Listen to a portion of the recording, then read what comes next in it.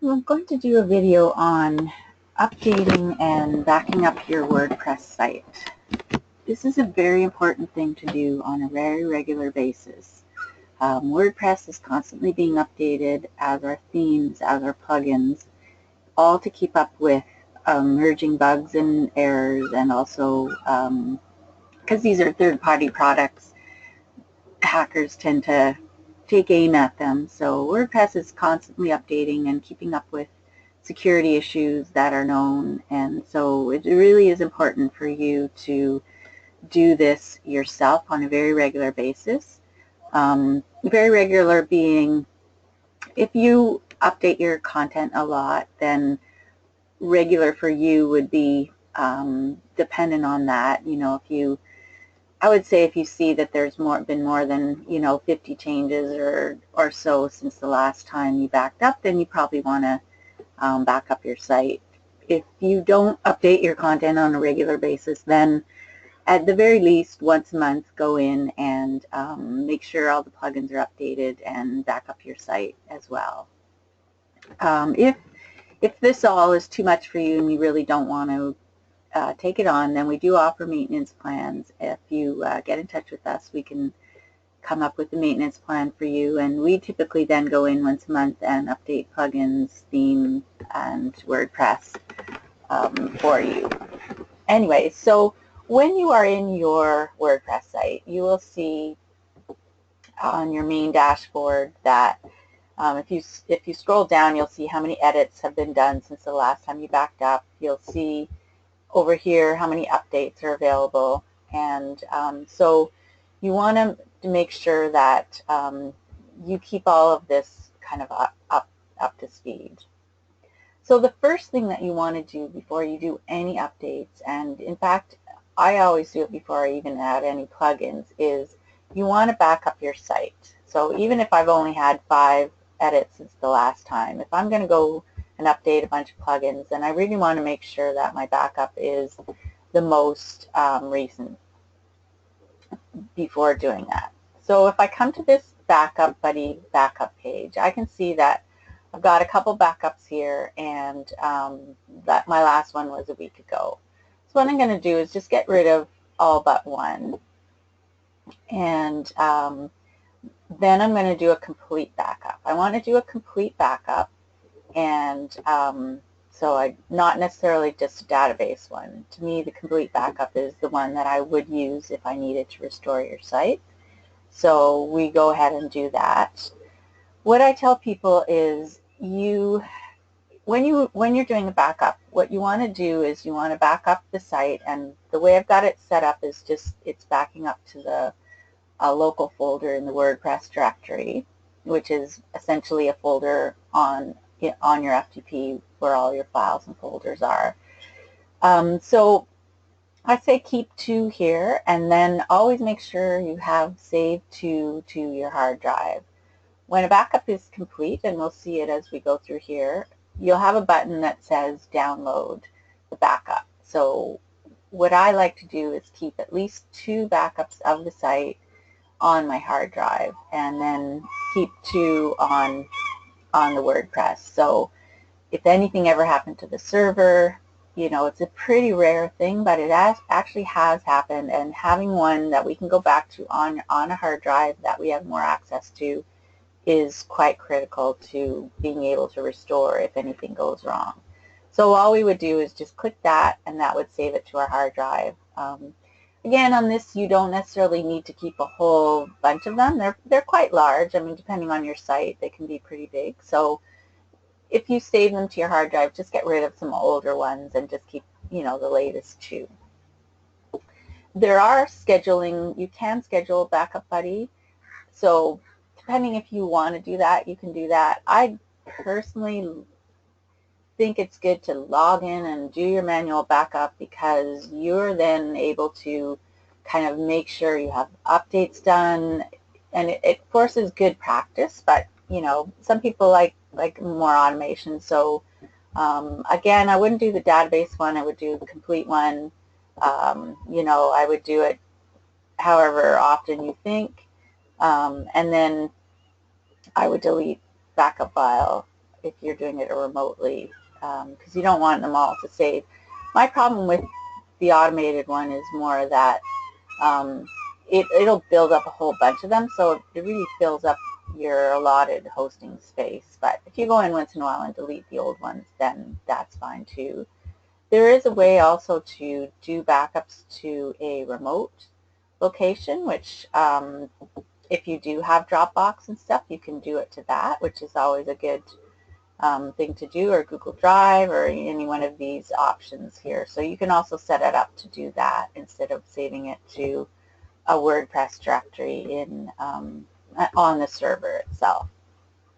So again, backing up is a critical process to that we want to do before we actually do any updates. So I'm going to kind of switch back and forth between a couple different updates because not all the sites I'm going to show you have the same updates available. So once we've done our backup, the second step is we want to, if WordPress has an update, we actually want to do that first before we update plugins. So when you come over to updates, it'll tell you if WordPress needs updating. So we would just do update now. And again, to repeat, do a WordPress update before you would do any plugin updates. And make sure you back up before you do anything. So especially a WordPress update. A lot of the WordPress updates, if they're fairly minor updates, get done kind of automatically. So often you won't see that button, but when you do, then you want to update that first. Then you come back to your updates and you want to update any plugins that are needing updates. So depending on how many plugins, this one only had one that needed updating. And if you also want to update these WordPress themes, even though we don't use them, they're kind of there by default in WordPress. But sometimes they get hacked, and so there might be some malicious files in there that, or potential, they're not being used, so chances are they won't affect, but it's probably always good just to update them if you need. So, so now you can see that I have no updates and all is well. In some cases, if you have a bunch of updates that need to be done, I would say, maybe something more like, if there's more than 6 or 7 updates of plugins to be done, you might want to do them in batches. I've had issues where I've had like quite a few plugins that need to be updated, and I've selected them all, and then it ran into some issues. So if you have more than 7 or 8 updates, then do them in 2 batches. Like select a few, do those updates, and then go back and then update the remaining ones. You can see that it kind of goes through a process, and then it tells you it's ready to go. So I've updated those 3 plugins, and then now I want to just update the remaining ones. Just a little easier when there's a lot. I don't recommend tons of plugins. Any plugins that you've attempted to install and you aren't using, you really want to clean that up and go to your plugins, deactivate the ones you're not using, and actually delete them. You really only want to have the plugins in there that you're actively using, and if possible, you really want to limit how many you put in there. It's just, when you have 20 plugins, it really adds to conflict of, between theme and all that kind of stuff. So that's essentially how you would do your updates. The theme also update, but we tend to do them more manually because oftentimes a theme update has some different quirks. Some things have to be updated one way, some things have to be updated another, and it's a little more complex situation. And oftentimes when we use a theme a lot, like we've used the Salient theme over many sites, so we are more kind of versed in the quirks of a particular update. So if you're on our maintenance plan, then this gets done for you. If you're not on our maintenance plan, we suggest you just contact us every, couple times a year, and we'll update the theme for you. We typically it's maybe in half an hour time frame to update a theme, especially if it's a common theme and we know all of its quirks.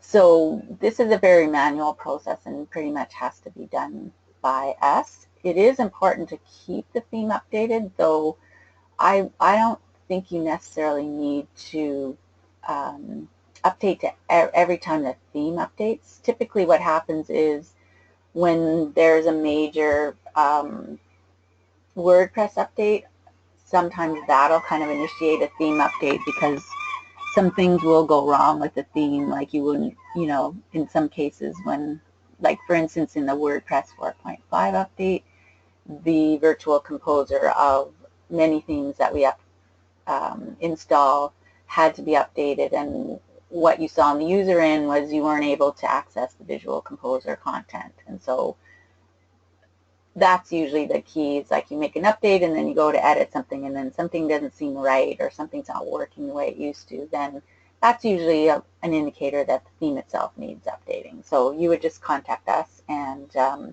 we'll update the theme, and typically that fixes the issue. So that's pretty much it. Basically, back up your site regularly, keep your updates updated regularly, and contact us from time to time to see if you need a theme update.